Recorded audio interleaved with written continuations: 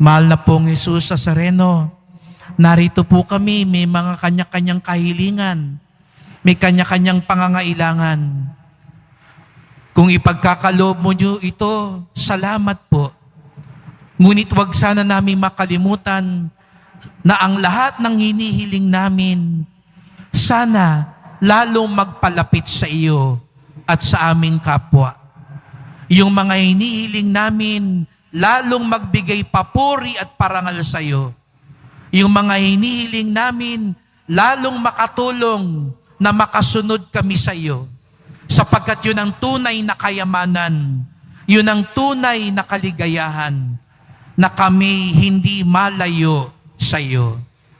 Kaya mahal na pong Jesus Nazareno, huwag niyo po kaming pababayaan.